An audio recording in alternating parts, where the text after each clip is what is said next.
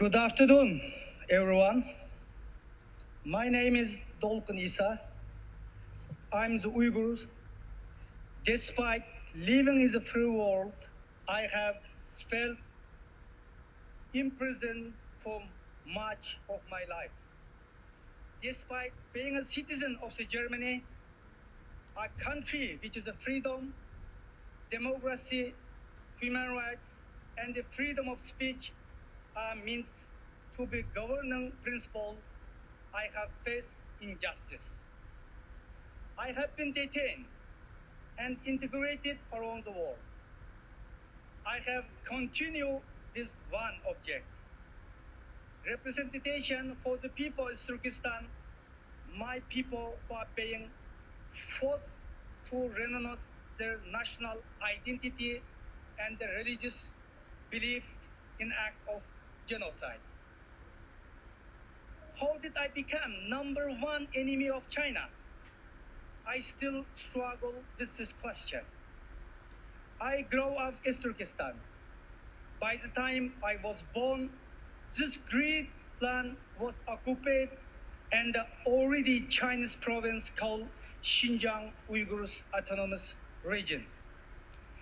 In 1984, I enrolled at the Xinjiang University. I was 17. And at that time, I had not thought much about my identity. But when I read Chinese constitution and the autonomy law for the very first time, I remember thinking, wait a second, Uyghur people have rights? I started talking with other Uyghur students about what I have discovered.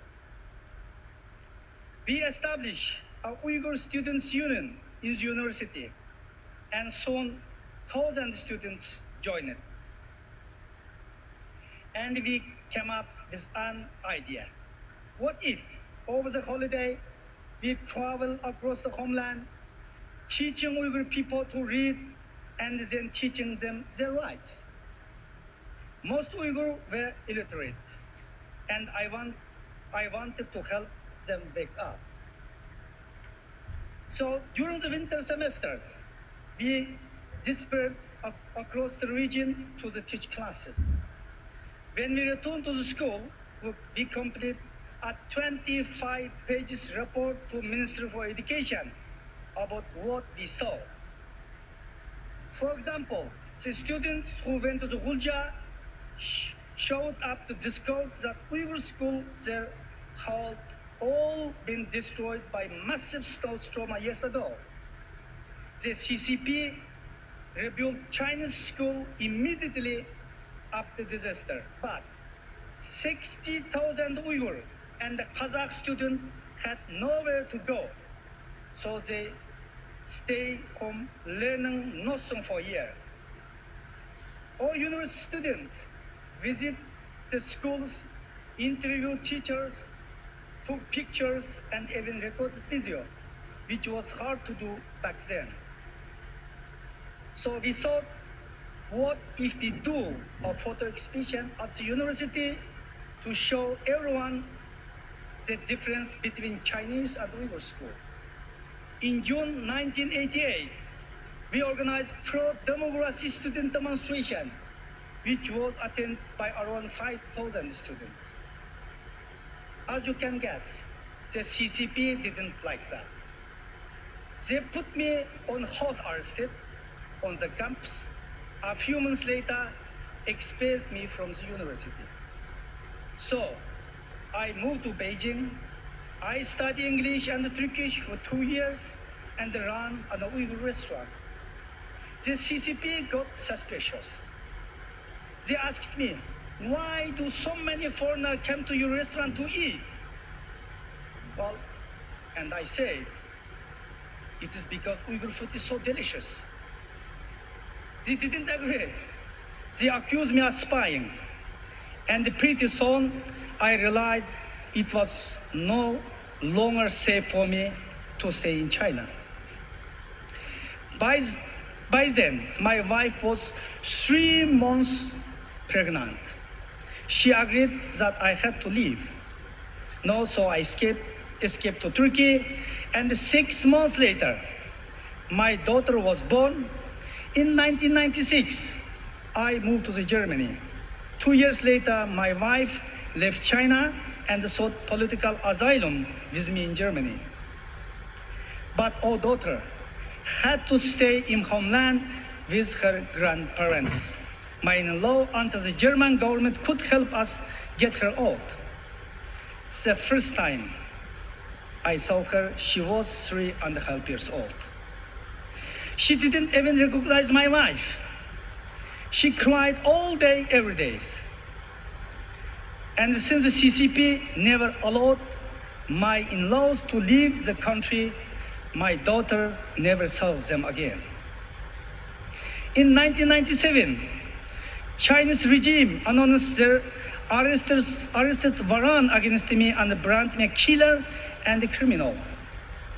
After September 11, they added another label, terrorist. Yes, oppressive regime can make you criminal, even terrorist, over the night. The Interpol Red Notes was my death warrant. I was detained in Switzerland, in Geneva, Turkey, South Korea, Italy, United States, and other countries. I was a terrorist. But luckily, I was never deported to China, even though there was always a good chance. In 2013, I was set to testify at the UN Human Rights Council sections. China requested the name of the Uyghur and the other Chinese dissidents who were scheduled to speak. And despite this being openly forbidden by its own rules, the UN Human Rights officer shared all information with Chinese authority. So they came after my family. In 2018, I learned my mother died in concentration camp at the age of 78. In 2020, I lost my father under unknown circumstances.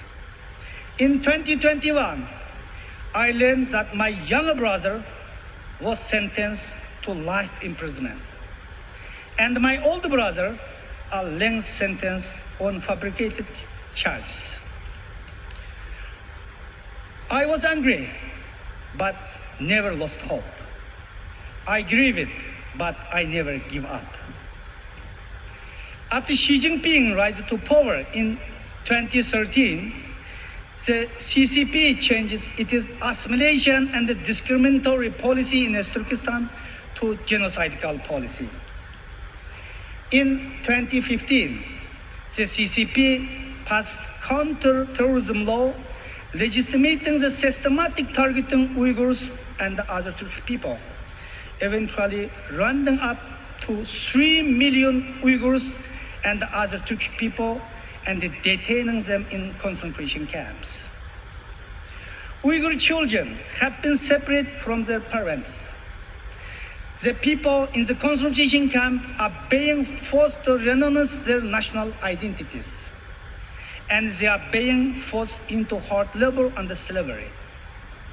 Since 2017, thousands of mosques have been demolished, thousands of Quran burned. The CCP has publicly declared war on Islam, calling it an ideological virus that must be eradicated. Sadly, the Muslim world is silent. The world was silent during the World War II, when the Nazis killed 6 million Jewish. After the war, international community promised never again. 70 years later, the CCP is committing genocide against Uyghur, but the world is still silent. My Interpol Red Notes was finally removed on February 21, 2018. Before that, all doors were closed for me. No, I have become an activist. I have testified and spoken at parliaments of the countries that treat me like a criminal, including US Congress, European Parliament, United Nations, and several national parliaments worldwide. I have the honor of addressing you today. And in institution, I proudly serve as the president. The World Uyghur Congress has been nominated for the Nobel Peace Prize 2023. I cannot tell you how my story ends, but I can tell you that the Chinese Communist Party is not only a threat to the Uyghur, but a plague against humanity, or democratic value, or human rights, and the world politics as we know it. As China's evil hands continue to reach further into global south and penetrate the West, my future remains uncertain. After listening to my story, you will understand that yours does too. Thank you.